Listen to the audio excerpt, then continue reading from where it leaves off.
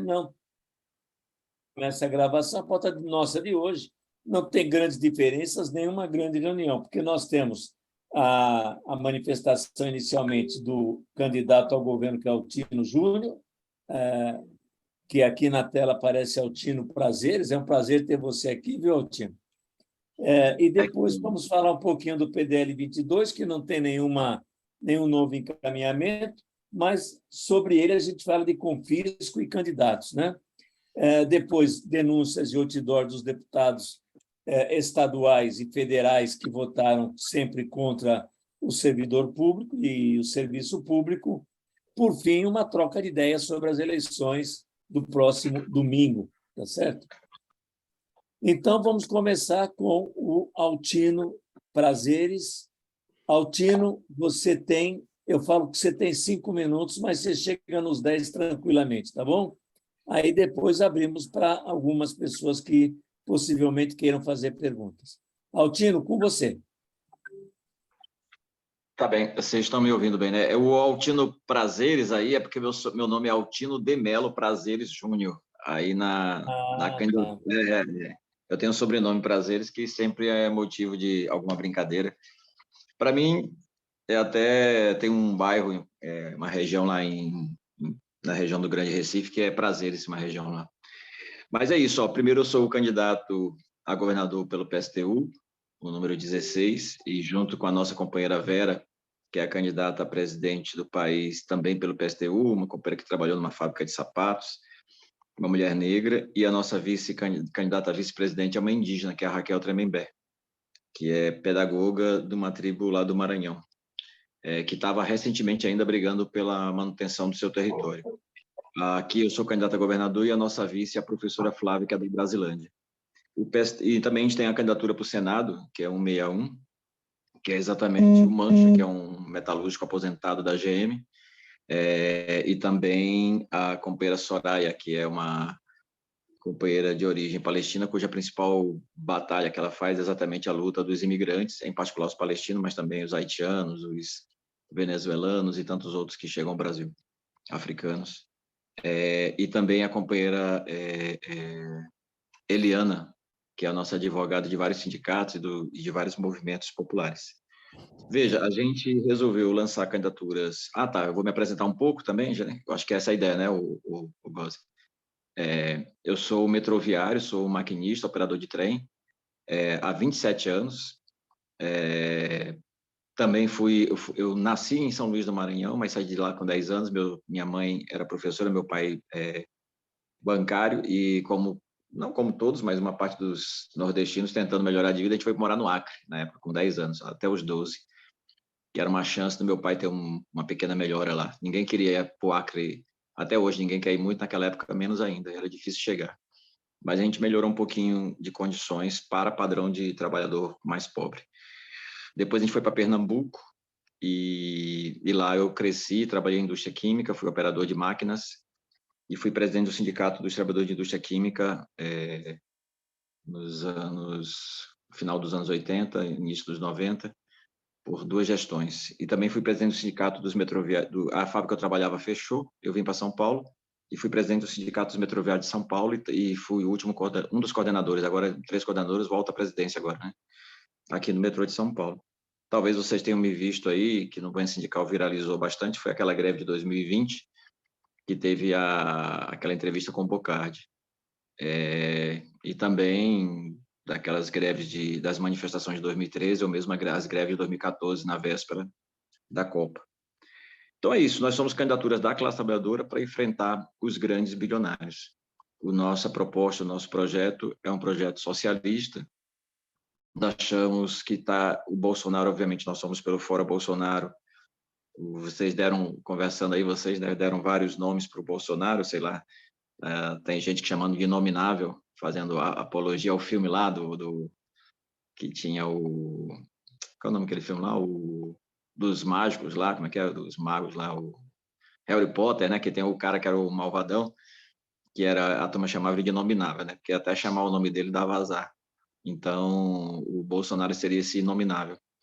que é um cara de ultradireita, só que tem um detalhe, essa ultradireita veio para ficar. Isso é muito importante, porque muitos companheiros e companheiras muitas vezes falam nos debates, o Bolsonaro, nós vamos derrotar o Bolsonaro. Podemos derrotá-lo nas eleições, mas ele veio para ficar. Estou falando isso porque, por exemplo, se a gente vê o Trump nos Estados Unidos, o Orbán na Hungria, o Le Pen na França, agora na Itália, vocês viram, né, que ganhou nas eleições a ultradireita. Então, essa moça, deixa eu ver o nome dela, Giorgia Meloni, eu até vi um vídeo dela traduzido.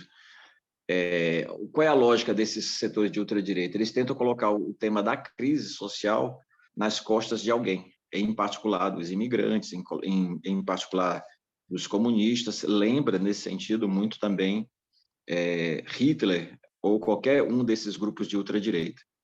Que é qual? Você escolhe alguns inimigos, normalmente estrangeiros, normalmente setores políticos, ideológicos, de algum verniz, para dizer a sociedade só está nessa situação degradante por causa dessa turma. Então, vamos botar um governo duro, um governo que jogue pesado com esses setores, e assim nós vamos resolver o nosso problema. O que é uma mentira. Eles na verdade, são expressão da desgraça dessa sociedade capitalista e, ao mesmo tempo, apresentam uma saída dura.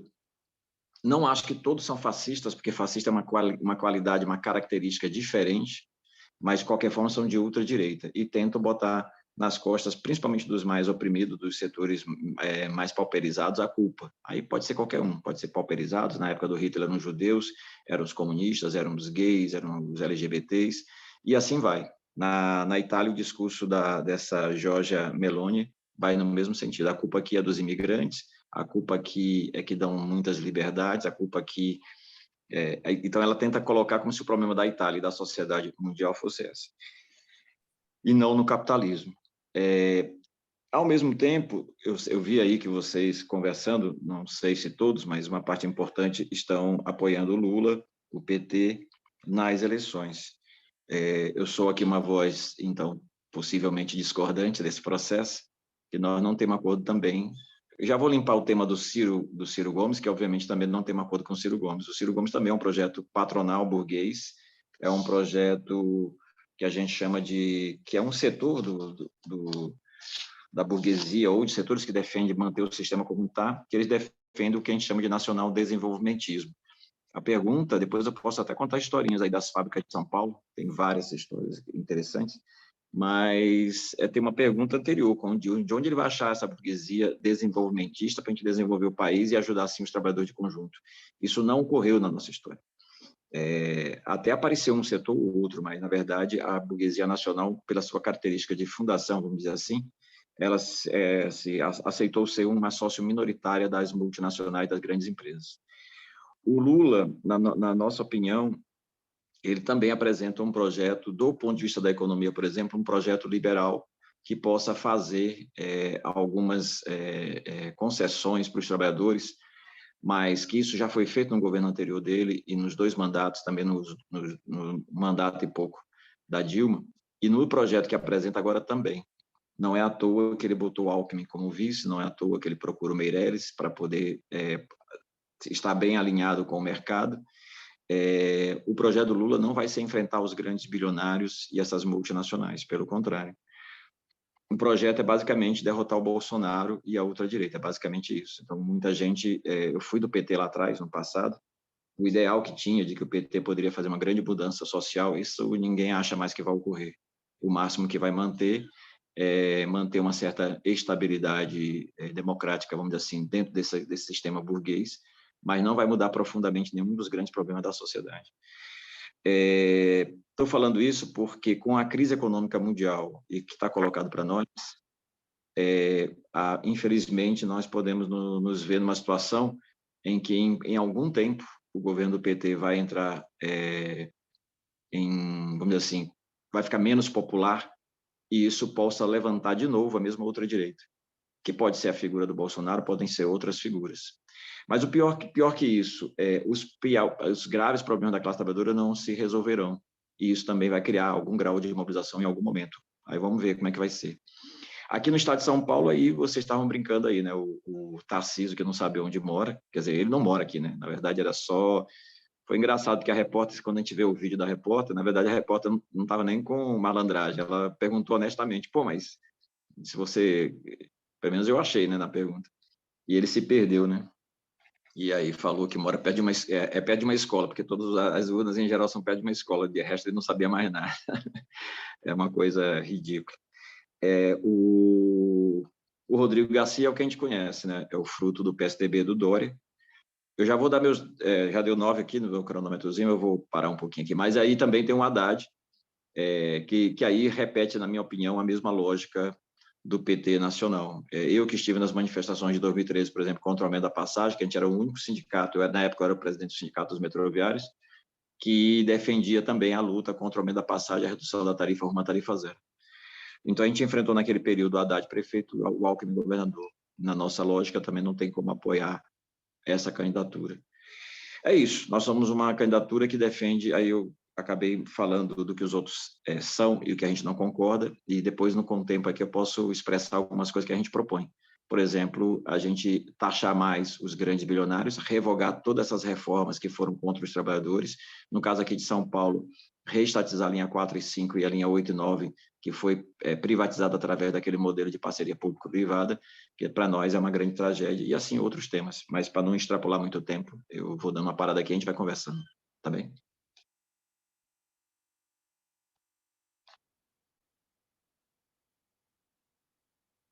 Tá sem som, viu? Gozi, liga o microfone. Eu desliguei o microfone porque senão ficava pulando aqui na tela. Exatamente, tá bom. Liguei. Obrigado, Altino.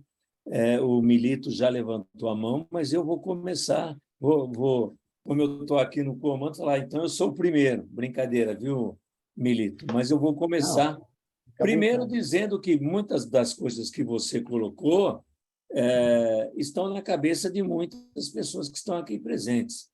Eu hoje estou presidindo a Pública, que é a Central do Servidor, e a gente luta contra uma série de coisas que você colocou aí. E fazemos uma campanha, e é sobre isso que eu vou fazer a pergunta para você. A campanha que nós fazemos é que, independente de quem for o governador, de quem for o presidente, uma das coisas importantes, nós achamos que temos que mudar o parlamento. Então, temos que mudar o que existe hoje na Câmara Federal, no Senado, nas assembleias legislativas. Como é que você pensa isso? Como é que o PSTU pensa nessa importância do legislativo na defesa e realmente representando os trabalhadores?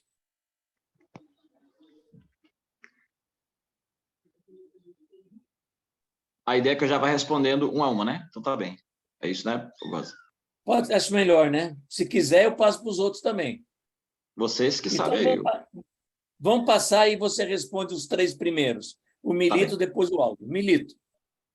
Bom dia a todas e todos. O Altino, obrigado pela sua presença para estar colocando aí o projeto do PSTU, o que vocês pensam, como é que vocês estão vendo a conjuntura, né, e a realidade dos trabalhadores e tal. E eu queria perguntar, Altino, assim, as demandas que você falou, né, que tem a classe trabalhadora e a questão do projeto que você vai poder explicar melhor, de taxação, de acabar com a privatização, de revogar uma série de medidas que foram tomadas no governo de Bolsonaro contra os trabalhadores. Essas lutas são lutas também de todos, né? Todos nós. Então, como que a gente vai fazer para se unificar, tentar uma unidade, né, da classe trabalhadora, junto com os partidos de esquerda, os partidos progressistas, para manter essa luta, já que, mesmo o Bolsonaro sendo derrotado, né, como é possível, e a tendência mostra exatamente isso, e é o que nós queremos, ele vai continuar as propostas neofascistas, né, protofascistas, e vai ter também essa galera aí, né, os 30% que vão continuar.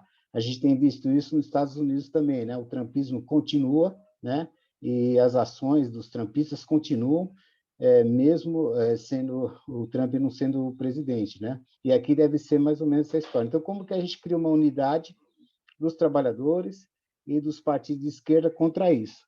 E uma outra pergunta, finalmente, é se o PSTU fosse governo, como é que ele ia lidar com essa correlação de forças com a burguesia, porque o sistema capitalista, né, a classe dominante é capitalista, como é que o PSTU faria essa articulação? Obrigado, Altir. Aldo. Bom dia, companheiros, bom dia, companheiras. Saudar Coutinho, candidato do PSTU ao governo do Estado de São Paulo. Dizer que, por vezes, tenho militado muito junto com os companheiros do PSTU na POSP, em outros segmentos. Então, saudar. Acho importante esse debate. É uma pena que é um pouco tardio, mas sempre é bem-vindo. Eu queria perguntar para você duas coisas que eu acho que são extremamente importantes, queria ver sua opinião. Primeiro, que eu não posso aqui, a frente é uma frente, eu sou da POS, eu estou coordenador da subsede da POS São Bernardo do Campo, e também participo de entidades da filosofia. Então, caso você tenha interesse, queira mandar uma carta aos professores, principalmente tratando de dois temas básicos, que é a reforma do ensino médio, investimento na educação, reforma do ensino médio, o confisco salarial dos aposentados, e sendo eleito, como você faria? Revogaria ou não esse confisco? E também agora, diante da exclusão de quase 50 mil professores de categoria O, que ficarão sem vínculo de trabalho, principalmente quem foi admitido em 2018 e 2019. E, por último, num eventual segundo turno, qual é a posição do PSTU? Apoiaria o Lula ou ficaria neutro nesse processo? Obrigado e sucesso na campanha. Com você, Altino. Tá bem. Eu particularmente, eu gosto de cumprir mais ou menos, às vezes a gente se empolga na conversa, mas me diga aí qual o tempo que eu vou me cronometrando aqui, ou se tiver... Está em aberto, tá? Responde as 3 perguntas da sua forma possível. Tá bem, tranquilo. Olha, eu vou deixar a pergunta do Gósio por final aqui, mas não só por ordem de raciocínio aqui minha, pelo menos. Claro. Veja, a nossa política para o país, nós estamos falando uma coisa muito importante que eu acho que é o seguinte, eu estava com alguns dados, deixa eu ver se eu não me perdi. Por exemplo, temos hoje, que é o que está saindo na imprensa, uma ONG que usa muito esses dados, que é a Oxfam, ela também repete, e outros também dão esses dados que foram feitos alguns estudos. Nós temos no Brasil mais de 33 milhões de pessoas que passam fome. 4 entre 10 famílias, 4 famílias são as que conseguem acesso pleno à alimentação, ou seja, mais ou menos 6 famílias não conseguem o acesso pleno à alimentação. Então, tem uma situação grave, que seria a fome, tem uma média e tem uma outra característica. Só que, ao mesmo tempo, que eles chamam, só para voltando os dados, 58,7% da população brasileira tem uma insegurança alimentar, que aí pode ser a fome mesmo literal, ou alguns outros graus, mas que não tem uma alimentação adequada. Estou falando isso porque, por outro lado, as indústrias de alimentos, por exemplo, no mundo, mas também no país, por exemplo, nos últimos 2 anos, eles aumentaram a riqueza deles em 45%. As indústrias de medicamentos, por exemplo, eles venderam produtos 24 vezes o valor do seu custo. Eles aproveitaram, inclusive, o período da pandemia para fazer leilão dos seus produtos. Uma delas é a vacina, que havia uma briga, por exemplo, para que tivesse a vacina, quebrasse as patentes para não dar dinheiro, mas principalmente para poder acessar rapidamente as vacinas, assim a gente evitaria um monte de mortes. Mas as indústrias farmacêuticas não aceitaram e os governos, a sua maioria, não aceitou. Os bancos do Brasil, os 4 maiores bancos, que é o Bradesco, Santander, Itaú e o Banco do Brasil, aumentaram em 3 meses, segundo trimestre agora, abril, maio e junho, 20,5% comparado com o ano passado. A gente, numa campanha salarial que todo mundo é de categoria, aposentado ou não, a gente mal consegue repor a inflação. Quando consegue? Na prática, a gente está perdendo nosso poder aquisitivo. Então, os aposentados estão perdendo seu poder aquisitivo, os trabalhadores que estão na ativa estão perdendo seu poder aquisitivo, e quando faz muita greve, a gente consegue diminuir o tamanho dessa perda. Então, a gente vai no supermercado, a gente sente esse drama. Isso os que estão trabalhando.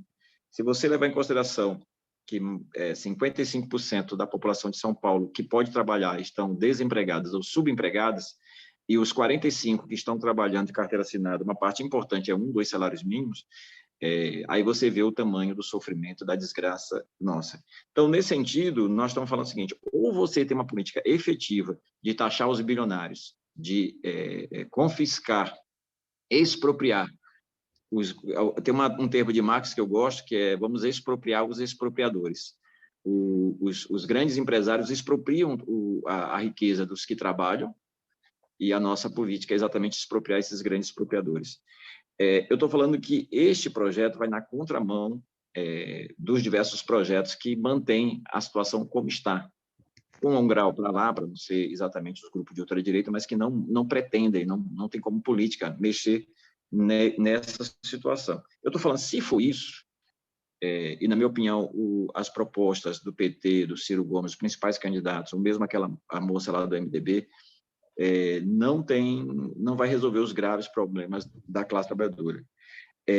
Então, o que o Milito perguntou, como a gente pode criar uma unidade? Veja, nós não temos acordo de projeto, porque se a gente tivesse mesmo o acordo de projeto do PT e do Lula, a gente estaria apoiando o Lula de mala e cuia, inclusive a gente estaria possivelmente dentro do governo, caso ganhasse.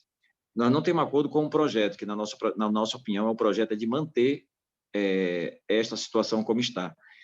Então, mas veja, nas lutas, o companheiro Douglas falou que, eu acho que foi o Douglas, né, que botou no chat aí, que falou que nos viu já várias vezes nas manifestações. Nas lutas, nós temos a obrigação de estarmos juntos, com as diversas opiniões diferentes que temos. Então, por exemplo, se vamos lutar, por exemplo, contra a reforma administrativa, nós do PSTU e propomos que todas as organizações, independente de quem sejam e quais pensamentos tenham, que estejam juntos. Se nós vamos lutar contra a privatização, nós vamos estar juntos nessa batalha. Por exemplo, a Sabesp já uma boa parte é privatizada, mas tem uma parte estatal. Para lutar contra essa privatização, nós temos que estar juntos. O metrô de São Paulo tem a linha 1, 2, 3, tem o monotrilho que ainda é estatal, e a CPTM, as outras linhas, tirando a linha 8 e 9, que já são privadas. Nós vamos lutar contra a privatização, e a gente acha que todos devem defender. Nós somos todos aqui, imagino, contra a reforma trabalhista, porque prejudicou fortemente a classe trabalhadora, contra a lei da terceirização. Eu estou falando isso que a lei da terceirização também é uma polêmica danada, porque para nós parece óbvio que é contra a lei da terceirização, mas alguns sindicatos que atendem os terceirizados, muitas vezes parece que a gente é contra os trabalhadores, não é o caso. Nós somos contra esse projeto de piorar ainda mais a luta da classe trabalhadora. Então, dá para a gente fazer várias manifestações unitárias. Vou dar um outro exemplo bem concreto. Vamos supor que o Lula ganhe no primeiro turno, certo? Ou mesmo ganhe no segundo turno, vamos supor. Que é bem possível, certo? No primeiro turno está uma discussão social, não é, mas no segundo turno bem possível, até porque a rejeição do Bolsonaro é muito grande. Vamos supor que o Bolsonaro vai até o fim naquilo que ele falou, que ele só aceita o resultado eleitoral se as eleições forem, esqueci o termo que ele usou, mas tipo eleições limpas. Mas na cabeça dele, as eleições limpas é se ele ganhar. Se ele não ganhar, as eleições não são limpas. Tá bem. Eu acho que hoje a burguesia nacional e internacional já deu o recado que não aceita um golpe contra o resultado eleitoral, seja lá qual for. O Bolsonaro não vai ter esse apoio. Em outros momentos poderia ser, mas não vai ter. Mas isso não quer dizer que o Bolsonaro não possa querer fazer um processo de enfrentamento, como foi o Trump. Isso pode ocorrer. Neste caso, nós do PSTU, e nós vamos chamar todo mundo que tenha uma outra opinião diferente, por exemplo, do PT, de manter o status quo, como a gente fala, que se mobilize para respeitar o resultado eleitoral. Isso mesmo que a gente não tenha acordo com o PT. Então, veja, nas ruas, a gente pode se manifestar de diversas formas pela defesa da classe trabalhadora das diversas pautas e também contra a volta de uma ditadura. Nós não somos a favor dessa democracia dos ricos, mas também a gente não quer que vá para uma ditadura que possa impedir, inclusive, o direito de lutar, ou seja, uma situação pior do que está colocada. Eu estou falando nisso nas ruas, essa é uma unidade muito importante da classe trabalhadora, com projetos diferentes, porque são projetos diferentes, nós não queremos manter o Estado capitalista, então essa é uma coisa importante. Se a gente governasse, como o Milito perguntou, como seria a articulação com outros setores? Veja, seria difícil. Para começar, se o PSTU tivesse um peso maior, aí o caldo talvez entornasse. Por quê? Porque o projeto do PSTU é mexer com a riqueza dos bilionários. Só que os bilionários, eles financiam os diversos partidos de esquerda e de direita. Isso já aconteceu nas eleições anteriores, nas diversas eleições anteriores, e acontece agora também. De diversas formas eles financiam. Portanto, nós enfrentaríamos com todo o poder que está colocado, principalmente dos grandes ricos. Então, o PSTU, para chegar a governar de fato, ele vai precisar de um grande processo de mobilização nacional para que isso chegasse a um fato. O que a gente hoje pode, concretamente, talvez, se apresentar, porque a gente acha que é melhor se apresentar com as nossas propostas, do que a gente se ausentar exatamente porque nós pensamos diferente. E não tem nenhum problema que os companheiros acreditem que, por exemplo, tem vários companheiros que se reivindicam socialistas que falam o seguinte: tá bem, eu me reivindico socialista, me reivindico que deveria acabar com a riqueza dos bilionários, só que isso é impossível. Eu gosto muito da frase do Trotsky, que toda revolução parece impossível até que ela se torne inevitável. Revoluções aconteceram agora recentemente, no Sri Lanka, que derrubou um governo, depois se perde. No Equador, nesse período já, no século XXI, 2 vezes. Então, tem um processo revolucionário que ocorreu no Chile, que também acabou não se desenrolando. Eu estou falando, vai estar acontecendo muitas coisas exatamente pelo sofrimento da maioria da classe trabalhadora a nível internacional. Isso também fomenta a ultradireita. Por isso que eu estou falando, a ultradireita veio para ficar, porque ela é expressão da crise profunda da sociedade, com que faz com que, por exemplo, essas milhões de pessoas passam fome, com que tenha um número de imigrantes pelo mundo como mais do que, inclusive, na Segunda Guerra Mundial, porque a turma está migrando por guerra nos seus locais, como foi na época da Síria, como é agora na Ucrânia, como é agora na Rússia, que a turma não quer ir para a guerra, então está fugindo, escapando enquanto pode. Os imigrantes latinos que tentam entrar nos Estados Unidos, os imigrantes tanto do Oriente Médio como da África tentando entrar na Europa. Então, a desgraça, o sofrimento é tão grande que a quantidade de pessoas que tentam fugir dos seus países para poder tentar, pelo menos, mesmo se arriscando de morte, para tentar sobreviver, é fruto dessa sociedade. Isso faz com que setores de ultradireita apareçam como supostos salvadores da pátria. E os setores, vamos dizer assim, que governam de forma tradicional, ou mesmo setores de esquerda que entram no governo, a gente está vendo, por exemplo, na Europa, aconteceu também na Grécia, os partidos de esquerda entram, como não conseguem resolver os seus problemas também, da classe trabalhadora de conjunto, no primeiro momento aparece como uma simpatia muito grande, mas depois também aparece como desilusão. Então fica uma alternância entre direita, esquerda, e a ultradireita entra nesse processo aí. Do Aldo aqui, eu topo, depois, Aldo, eu posso deixar eu vou mandar no chat aqui meu e-mail ou meu zap. Eu acho bacana que os diversos candidatos a governador, não só governador, possam se expressar sobre isso, da reforma do ensino médio, com o fisco dos aposentados, na sua opinião. O Estado de São Paulo, se fosse uma nação, a gente seria a 21ª nação do ponto de vista econômico. A gente perderia para o Brasil, a gente seria a 21ª, um Estado muito rico. O problema é que a riqueza está concentrada na mão de alguns. Então, o Estado, por exemplo, de São Paulo, se quiser parar de confiscar os aposentados, pode, por conta própria. Por exemplo, o Rodrigo Garcia, ele poderia dizer, se o país não garante o piso nacional da enfermagem, eu garanto. Ele podia fazer isso. Ele podia fazer um processo desse tipo. É uma lei nacional, mas o Estado poderia ter a sua lei estadual garantindo isso para os servidores, para começar, mas também exigindo dos setores privados. Só que a boa parte, como vocês sabem, boa parte da arrecadação, tanto do Estado de São Paulo como do Estado Nacional, vai para a dívida pública, e estão banqueiros por trás. Nós temos várias formas de nos roubar. Então, por exemplo, nacionalmente, mais de metade do orçamento vai para a dívida pública. E quem está por trás da dívida pública? Grandes investidores, grandes banqueiros. Então, essa turma ganha dinheiro. Em relação à categoria O, eu acho que a categoria O, a turma já está trabalhando há anos no setor. Então, eles deveriam ser contratados, ter uma regra, uma lei que dissesse que eles vão ser incorporados nesse primeiro momento, depois teria concurso público. Por quê? Porque já estão há anos trabalhando. E dar qualificação não só para eles, para todos os professores, e melhorar as condições de trabalho, porque os professores estão adoentados. Quem conhece aí a categoria dos professores sabe que é uma categoria extremamente adoentada. Eu já fui em greve dos professores, manifestações, aí depois a gente vai num bar tomar cerveja e tal. Eu achei super estranho, mas eu sei que é comum. Por exemplo, uma das brincadeiras é botar os seus diversos remédios psiquiátricos, e a turma falando, já tomou esse, como se fosse um... É isso, é um setor muito, muito adoecido. Cada trabalhador, cada função, cada setor tem suas características.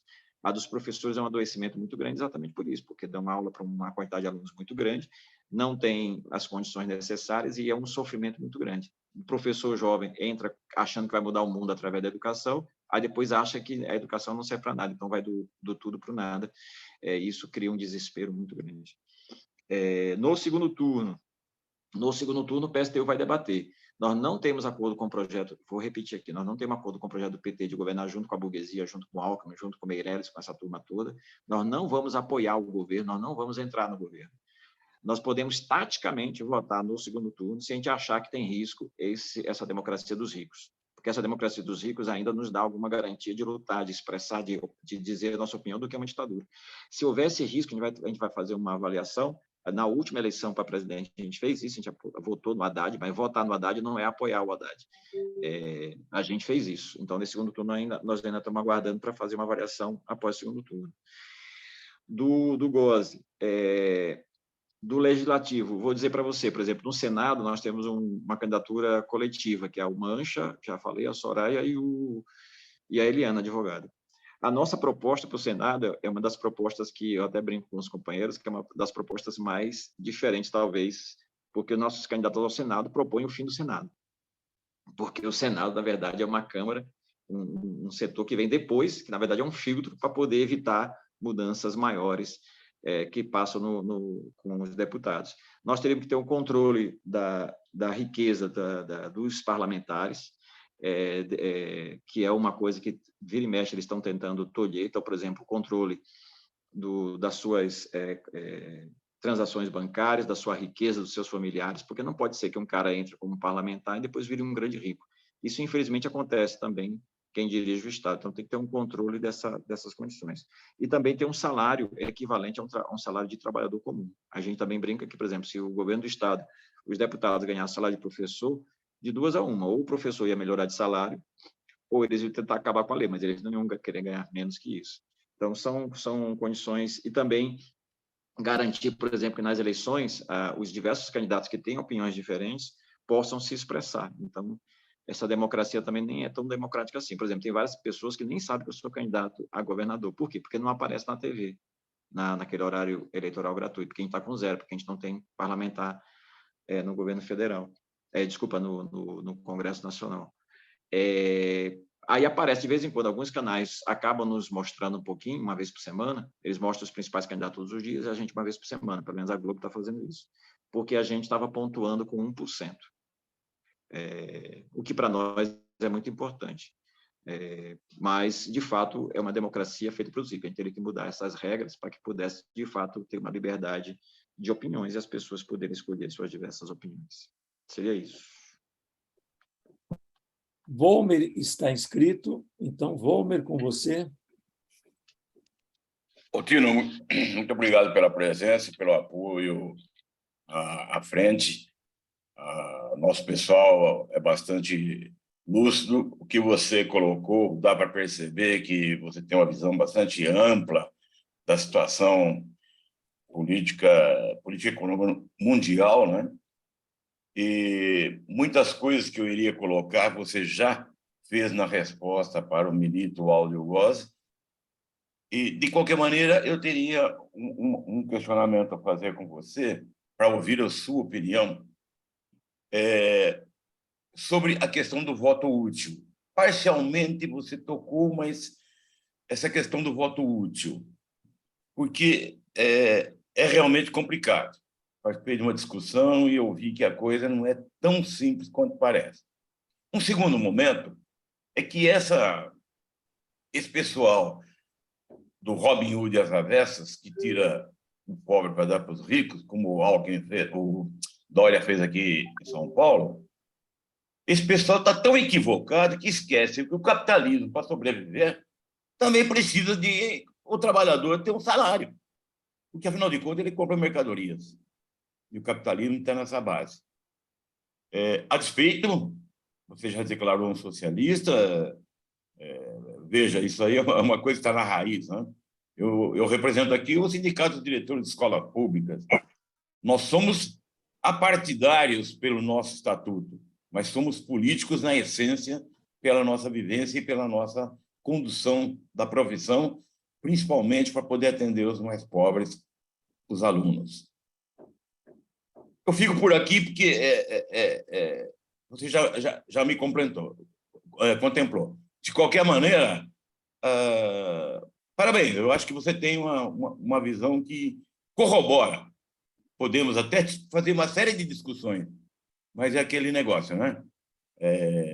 O debate é a principal situação. Obrigado, Prazer.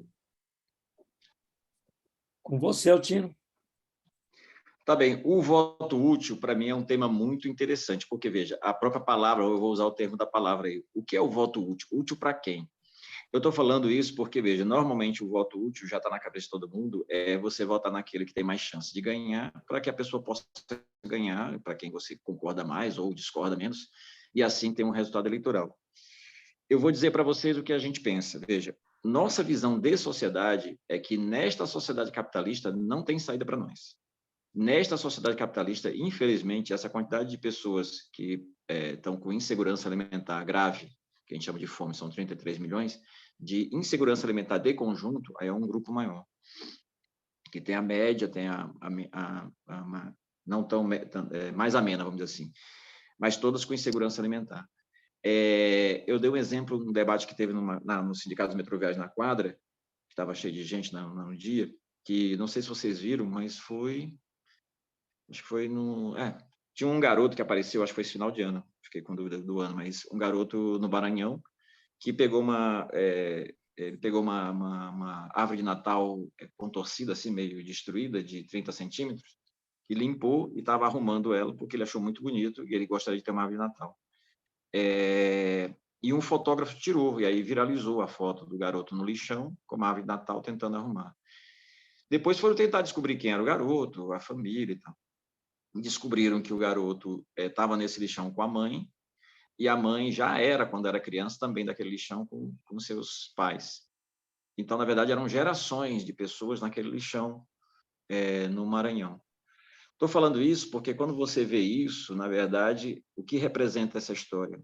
É o sofrimento e a dor de muita gente, mas que foram gerações. Significa que eles passaram por todos os governos do Fernando Henrique Cardoso, passaram por Itamar Franco, passaram pelo governo do Lula, pelo governo da Dilma, depois do Temer, Bolsonaro.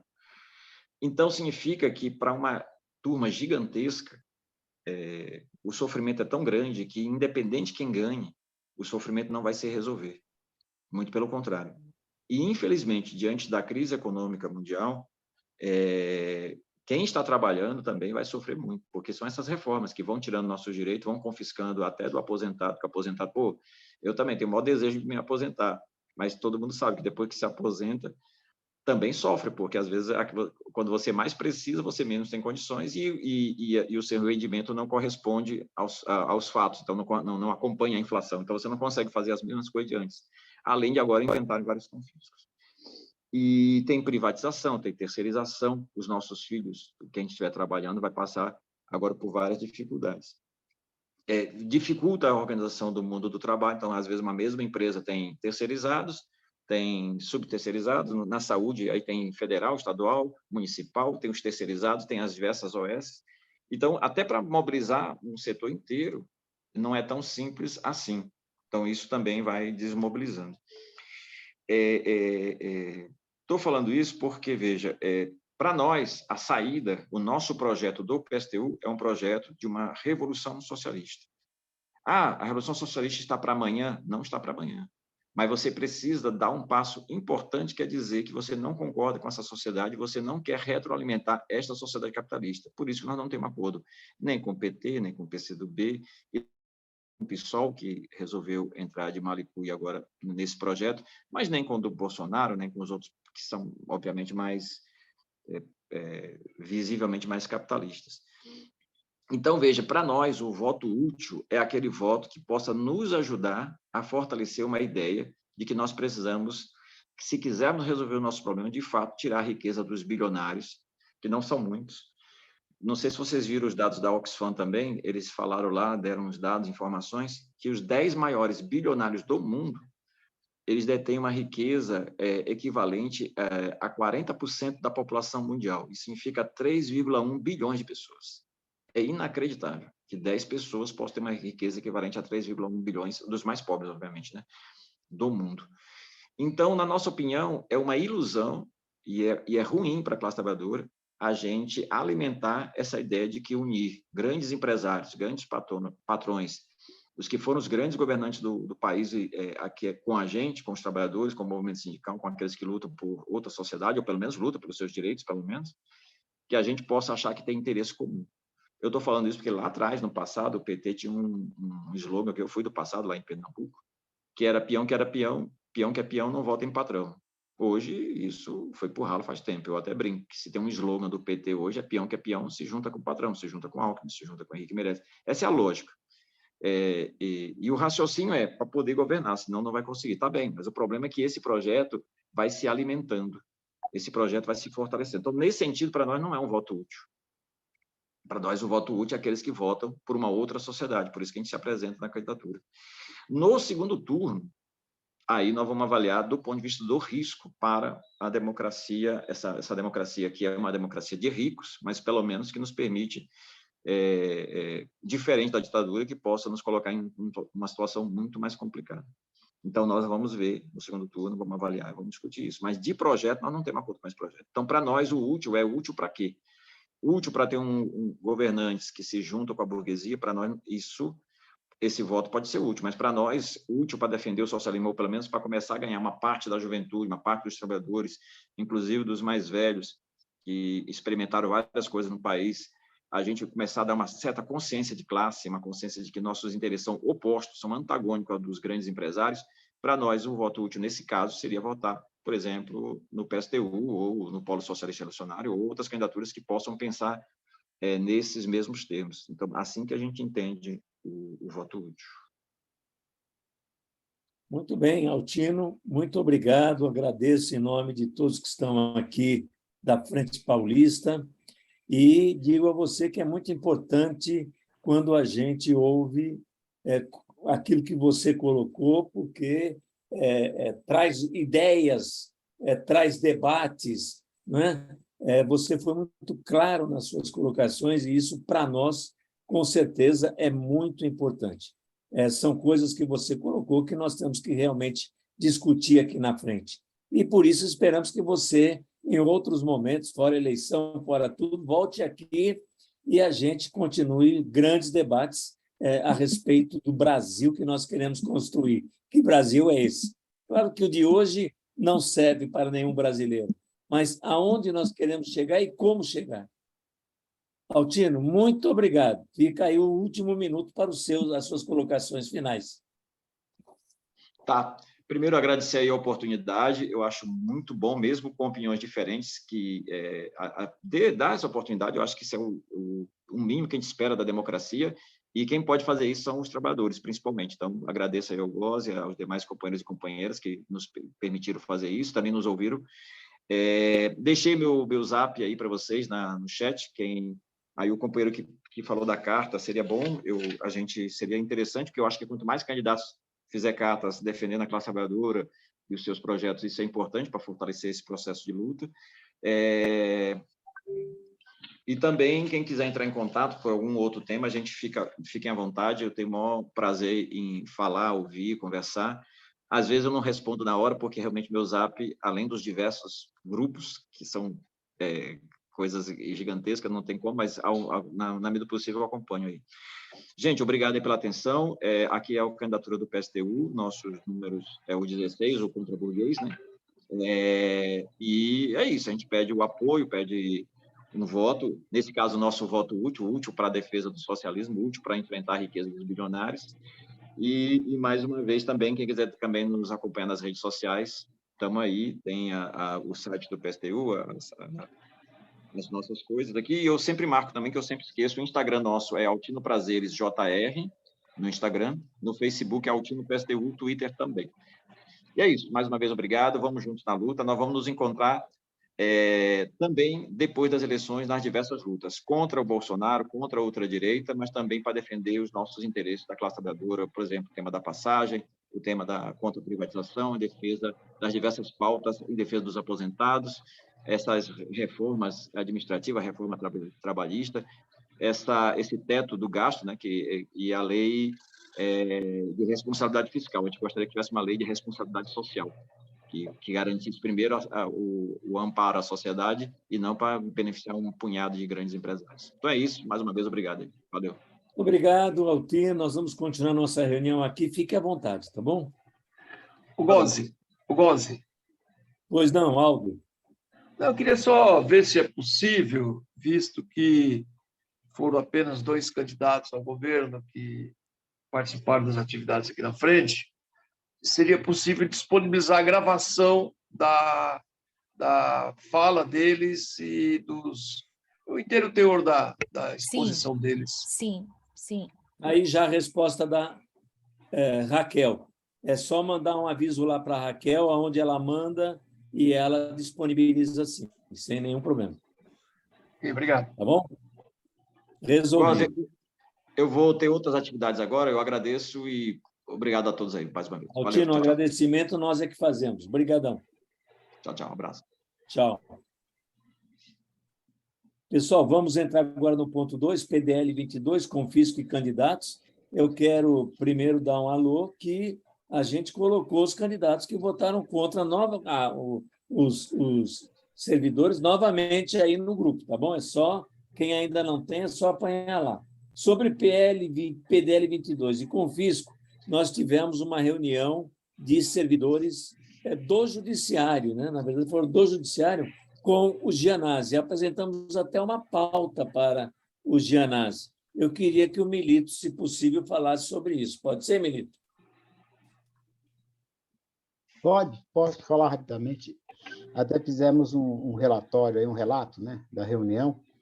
Foi uma reunião muito produtiva, né? Não tinha muita gente, foi presencial e virtual, no espaço cedido pela CETESB, pela FESPESP, mas deu para a gente fazer uma boa discussão. Apresentamos uma pauta que a gente tinha discutido entre nós, né? São 13 itens, né? Porque realmente são 13, né? Não tem nada a ver, mas coincidentemente são 13 itens. E a Margarida participou, né? Lá de Ribeirão, né? Diretamente lá de Ribeirão, porque ela foi híbrida, né? O Gozzi organizou essa parte híbrida que está muito boa, né? Para a gente usar mais vezes, né? É um equipamento que você fica na sala do Zoom, né? E pode participar junto com o pessoal presencial. Então, é uma forma que a gente vai... Doravante está sempre pensando, né? Porque facilita as distâncias, né? A gente fazer reunião com pessoas que estão longe. Então, acho que foi muito produtivo. Nós já divulgamos aí esses 13 itens, né? E tem algumas questões gerais, né? Por a questão da defesa do IANSP, né? Por exemplo, a questão da reposição salarial de todo servidor público, né? Que a gente está com perdas, o confisco dos aposentados. Ou seja, essa pauta que a gente vem sempre discutindo. E agora o pessoal se empenhou né? Já estavam fazendo campanha para o Gianazzi e agora estão sendo feito distribuição de boletim nos prédios, né? Conversando com o pessoal nos grupos, né? Então, nós elencamos o Gianazzi como nosso candidato porque né, a gente já, pela presença dele na luta, né, nas nossas demandas, nos projetos, aqui na frente, quer dizer, um candidato que a gente tem um respeito e tem uma proximidade de luta muito grande. Então, é isso, Gozzi. Não sei se completei aí, faltou alguma coisa. Claro que cada um tem o seu candidato. Nós, na defesa que fizemos do Gianazzi, na possibilidade do Gianazzi ter votos suficientes para levar mais parlamentares para a Assembleia Legislativa, que seja do lado dos trabalhadores, do lado dos servidores públicos, né? Temos também a Bebel, claro, que também pode levar pessoas do PT, parlamentares do PT, se forem eleitos, que o fato conseguirmos o maior número possível de parlamentares que estejam do lado dos servidores públicos e do serviço público. Lineu, com você. Novamente aí, bom dia a todas e todos. Vou comentar, Gozzi, sobre a reunião que a gente conseguiu, e você participou também, mesmo que online, mas teve uma boa participação, com a coordenação da campanha do Lula. Foi uma luta, a gente vinha pela confederação, algumas centrais, alguns grupos, mas, na verdade, foi através do PCdoB que integra, né, a federação aí que está apoiando o Lula, que a gente conseguiu. Nós tivemos uma reunião dia 21, né, quarta da semana passada. Estávamos lá em 6 ou 7 pessoas presentes, com muita luta. A gente, né, insistimos que tivesse alguém presente, mesmo que fosse de última hora, para entregar um documento e para poder falar um pouco mais. Tivemos uma reunião muito boa, no sentido, entregamos uma pauta genérica, mas muito genérica mesmo, difícil de montar. Quando a gente fala, vamos fazer tudo a 4 mãos, mas a 4 mãos a gente faz, mas fazer a 40 fica difícil. E de última hora o documento teve algumas pequenas falhas, mas tudo bem, estava de acordo com que mais ou menos a gente trabalhou para ser um documento genérico de interesse geral dos servidores públicos. Eu quero só destacar, Gozi, se eu acredito que você observou, como que está sendo conduzido o programa de governo do Lula, e já deixando claro como que vai ser, desde a equipe de governo. Eles não acreditam que vai ter governo de transição, vai ser montado equipe de governo e seguindo paralelo até assumir o governo, né? Confiante aí todos nós que o Lula realmente será eleito. Mas na fala da Mira Belchior, que participou, né, que é uma das coordenadoras, ali ajudando a montar o programa, mesmo na fala do Rubens Diniz, que é do PCdoB, né, que está lá no partido, mas isso se completou com a fala do Guilherme, né, do Solidariedade, que está integrando o grupo lá, ou seja, cada partido indicou um representante, né, na coordenação geral, e ele dizendo ali, até ele deu uma atacadinha, né, na CUT, por tabela aliás, no PT e por tabela na CUT, dizendo que nada vai ser colocado como foi no governo passado. O PT decidia, mandava, e que agora não, agora é uma federação que era de 7, e agora 10 partidos, e essa coordenação que vai decidir, né, sobre tudo que vai ser encaminhado, como vai ser encaminhado. Então, deu assim um recado, até as meninas da CUT que estavam ali na minha frente ficaram bem revoltadas com essa fala, porque foi meio que... E é um pouco da realidade que foi no governo passado. Mas eu estou trazendo isso não é nem para fazer crítica, né, para uma avaliação nossa de que realmente o Lula sendo eleito é um outro governo, né? E aí alguns pontos que o Altino destacou realmente chama atenção. Como vai ser. Agora, é claro, essa é a melhor opção que nós temos no sentido de começar a mudança, né? Começar as mudanças. Então, fiz essa informação aí, para passar para o pessoal. Eles se comprometeram com a gente nos ouvir. Também o grupo que estava coordenando ali assumiu um compromisso de fazer um documento mais detalhado, já na discussão aí no governo de transição ou outro nome que for dado, para a gente apontar as mais diversas questões do nosso interesse para a administração pública. Mas foi importante. Algumas pessoas lá da campanha depois me procurou ou me comunicou, dizer que foi um ato que trouxe um valor bastante grande para eles e para todos. Mas era isso, Góes, que eu queria passar, e aí também queria até ouvir a sua avaliação também, né, que você participou, fez uma fala muito boa também, a sua fala, completando algumas coisas, né, e não como alguns outros, né, que aproveitam uma reunião tão importante para falar de questões individuais, é muito isso. Mas foi uma ótima reunião, foi 3 horas de reunião, salvo engano. Quero concordar com você, Lina. Eu acho que foi uma boa reunião. Eu falei especialmente para dizer que naquele elenco de questões a ser levado ao Lula se eleito, faltava a obrigatoriedade de concurso público de iniciar o fim das terceirizações e que o concurso público não é simplesmente uma defesa de quem hoje está no serviço público, mas é defesa da democracia para o cidadão brasileiro, porque todos passariam a ter o direito de se preparar para prestar concurso e se efetivar no serviço público. Então, acho isso muito importante. E você colocou agora uma questão que eu cheguei a ter uma grande preocupação mesmo, e quando, do encontro das centrais sindicais com o Lula, nós deixamos claro, não é? Então, Lula eleito, diferentemente do passado, sequer o partido pode dizer estamos no governo, muito menos que uma central diga estamos no governo. O governo é um governo para todas as centrais, para todos os partidos, porque é assim que tem que dirigir o Brasil, não é?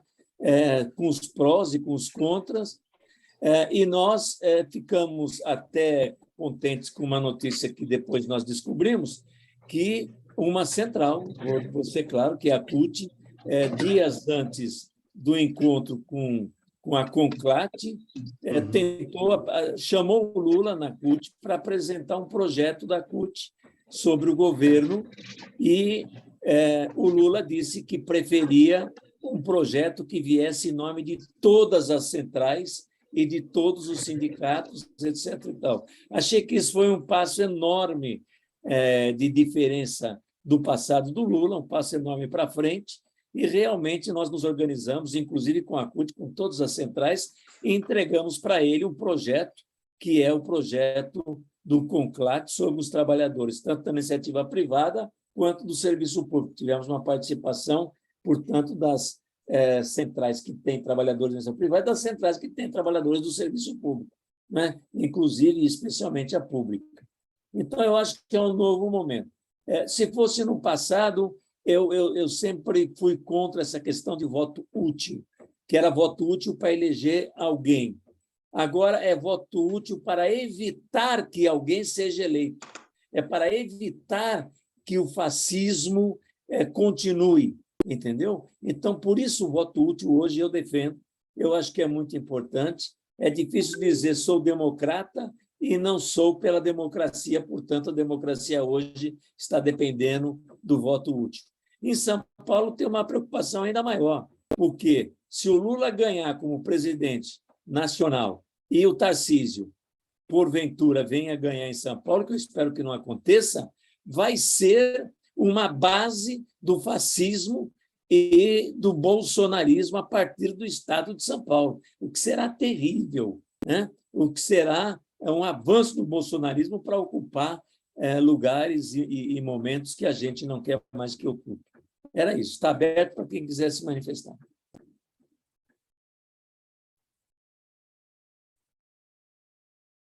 Mais ninguém? Então, eu vou passar agora para a Raquel para falar dos outdoors. Pode ser, Raquel? Pode, mas os outdoors foram colocados, né? Aqueles que a gente havia combinado previamente, coloquei as fotos no grupo, as fotos na página do Facebook, e como entrou mais recurso, né? Entrou mais R$3.000, eu providenciei a colocação de mais 2 outdoors, que totalizam R$2.400, na cidade do Rodrigo Garcia, que é Tanabi, e Votuporanga, que é ainda uma cidade lá da região, que vai ser colocado hoje. Então, eu não sei se eu recebo as fotos hoje ou recebo amanhã. Assim que eu receber, eu também coloco lá na página do Facebook da frente e coloco também no grupo. São 2 cidades lá da região do Rodrigo Garcia. Perfeito. Perguntas? Eu sei que o Demo, através do Vomer aí, também colocou algumas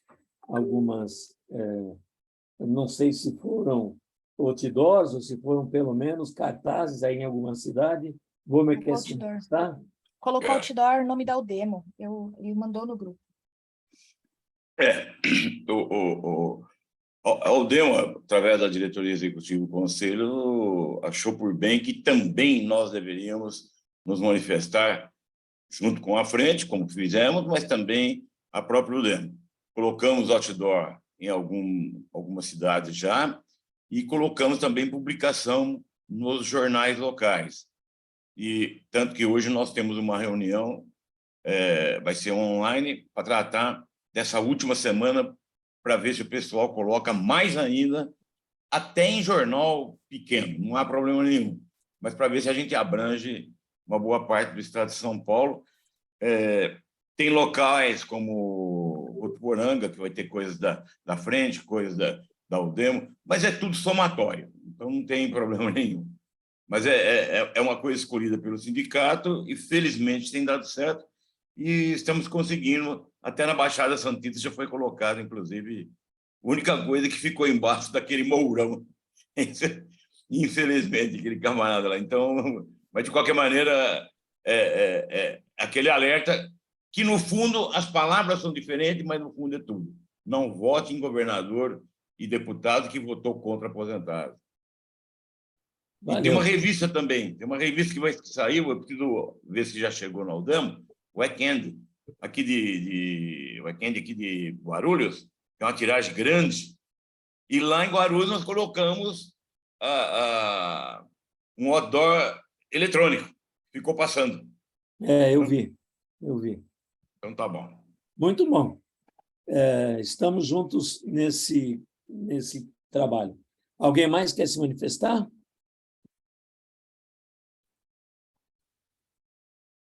Não. Então, antes de encerrar, só quero dizer que eu coloquei aí o nome de quem votou contra o servidor aqui em São Paulo e também coloquei de novo quem foi quem como deputados federais, especialmente os aqui de São Paulo. Então, gente, vamos trabalhar no sentido de tentar criar um novo Congresso. Quando eu falo criar um novo Congresso, é um Congresso que esteja lá para defender trabalhadores. Nós temos que aumentar o número de defesa dos trabalhadores, não é? E também nas assembleias legislativas. Mas o Milito também levantou a mão. Pode falar, Milito.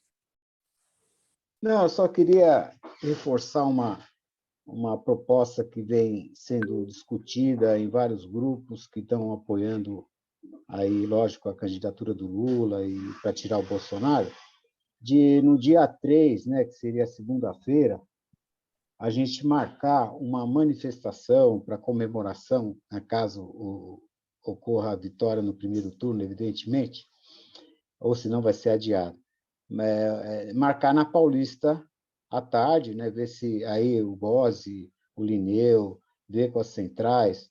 Se a gente puder aqui em São Paulo, seria uma coisa nacional, né? Mas em São Paulo ter uma manifestação, já reservando a Paulista para evitar que os bolsonaristas reservem, né? Para fazer algum tipo de protesto contra o resultado, que isso vai ser uma coisa que pode acontecer.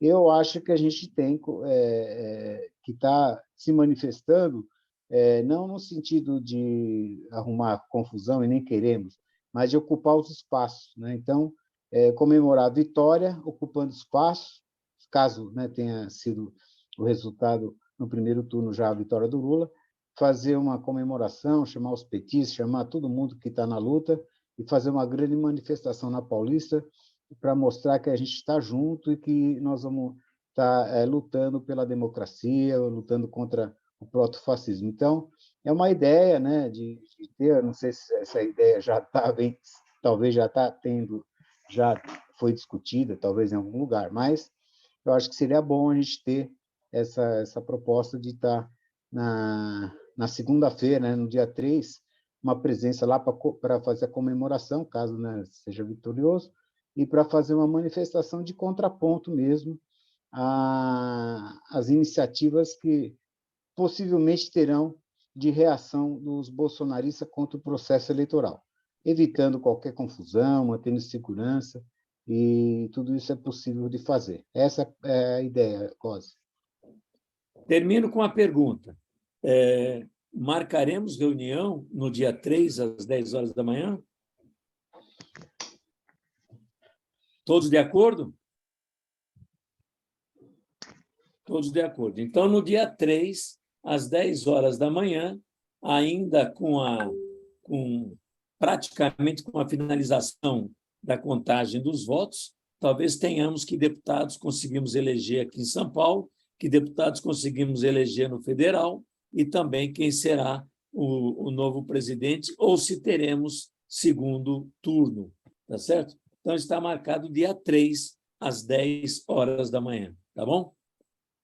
Gente, boa eleição para todos, boa semana para todos.